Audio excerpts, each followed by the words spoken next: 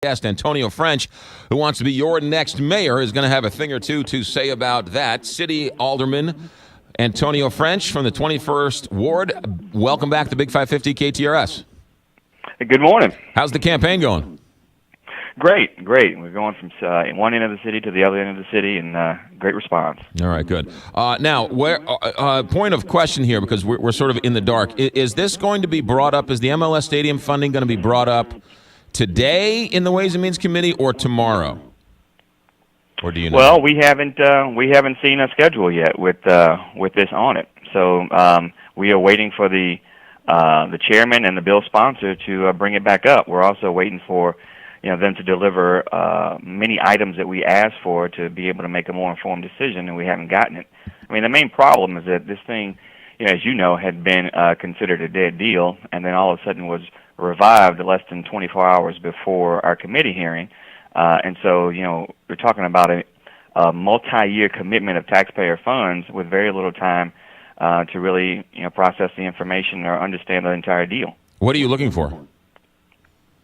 Well, we want to look for something that makes sense. And so, I understand that a lot of folks are very supportive of the idea about bringing Major League Soccer to St. Louis.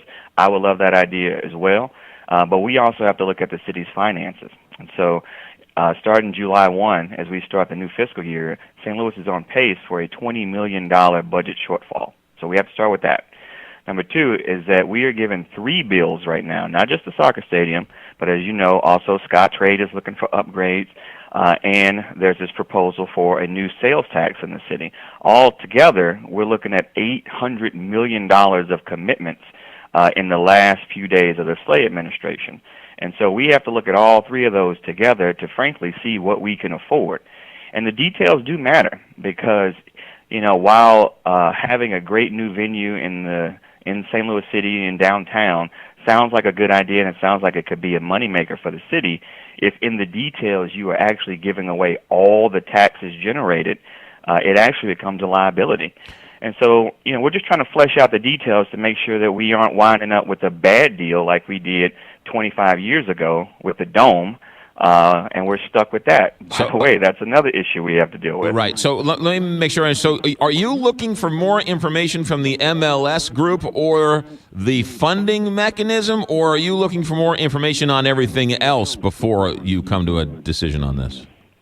Well, primarily on the funding mechanism. So we are still trying to get the information for the funding, the actual funding plan for what is being proposed. They are talking about also introducing a community improvement district, which in addition to the city's commitment would also raise the sales tax at the area for 1%. We haven't seen all of that. And we also have looked at this in connection with the Scottrade request. They both seem to want to tap a possible increase in the use tax. And so we don't want to get into a situation where we are trying to spend the same money twice, and that would be irresponsible. And so, we made several information requests. But the fact is this, is that, look, number one, when the state pulled out, that really hurt the chances of this thing actually happening, okay? St. Louis City cannot be responsible for building all of the region's amenities alone. If the state doesn't chip in, if the county doesn't chip in, St. Louis City does not have the finances to be able to do all of this alone. And so when you start talking about the Dome, the Scottrade Center, and now a new MLS stadium, it makes it very tough for St. Louis City taxpayers to carry that burden all by ourselves. Antonio French with us, City Alderman, also running for mayor. Antonio French, it was over a year ago, the football stadium, the Rams stadium deal, was $70 million and not going to a vote of the people. You voted in favor of that. Now, a year later, this MLS proposal is $60 million and first has to be approved by the people. So why a year ago were you on board with the Rams not going to a vote of the people, and this you have bigger issues with, less money, and has to be approved by the people? Well, let me first correct you on a couple of things, because details do matter. Number one is that I was in favor of a vote of the people. We, in fact, introduced a separate bill to require there be a vote of the people, and the majority would not let that out of committee. We pressured Francis Slay to put it in front of the vote of the people, and he denied us that request. and so he forced it on the Board of Aldermen to vote on it. So what we did was take the time to craft a better bill, one that said that not one taxpayer dollar goes into that project unless it is matched by over $1 billion in funds from other sources, knowing that there was a very slim chance that would happen, primarily because you had an owner who said he wasn't going to put a dime in it. So we passed it out as a first step of a long negotiation, and it died immediately. So there was no city funds expended in that. It was a bargaining tool to try to force Kroenke to the table, which he obviously did not want to be at. So it's a very different deal. This deal, right off the bat, exposes the city's finances, puts us in a deficit situation. Very different deal. Not as much private money, no state money, no county money. Very different deal.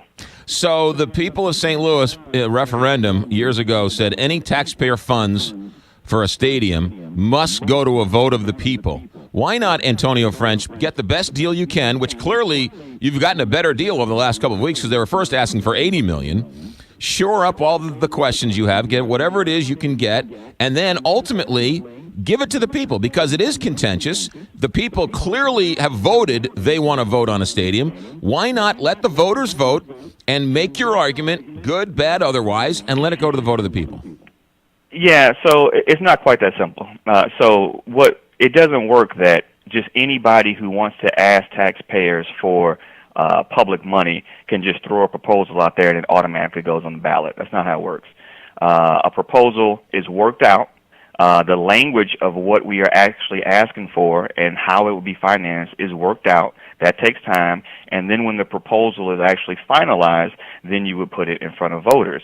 They introduced this thing basically and gave us 24 hours and just said throw it on the ballot. Not how it works. Well, that was kind of the we have a responsibility down at the Board of Aldermen too. Yeah, no, I understand that, but the Rams deal seemed to be much more changing till the last minute. I mean, there was all sorts of last minute deals, and wait a minute, the NFL called. Well, it was changing. It was changing because we were a part of it, and we negotiated over many weeks, and then actually over a month, and that's how that process works.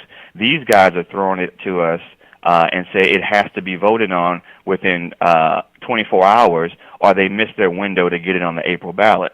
In fact, this thing should have started weeks before, and they should have had their ducks in a row, especially regarding state commitments and possibly county commitments.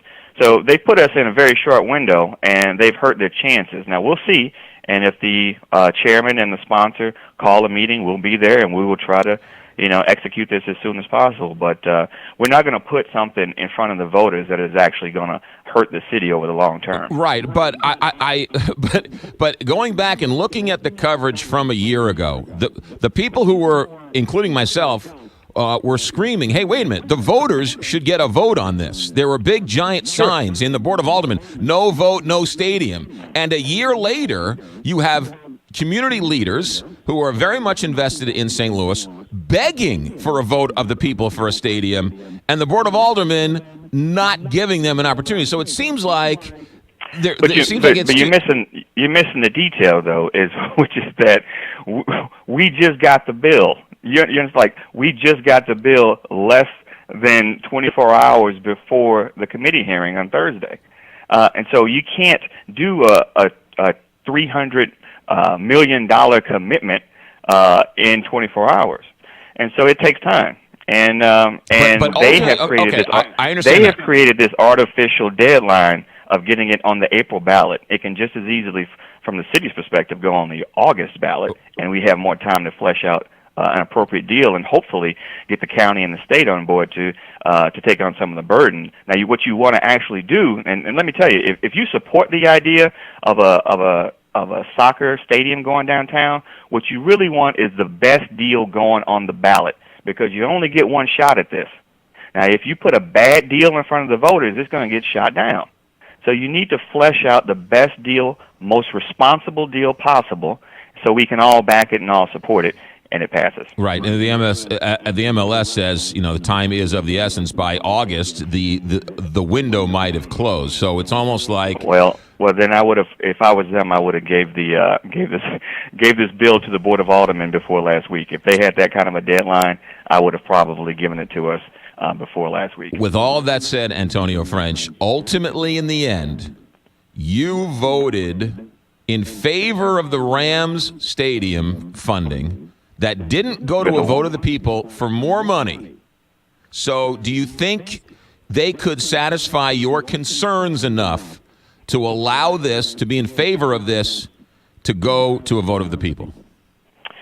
Number one, I will tell you again, I requested, we pushed for, we introduced legislation to require a vote on the Rams deal. The mayor killed it. He wanted it to be voted on the Board of Aldermen, not among the people. So that's what we had to do.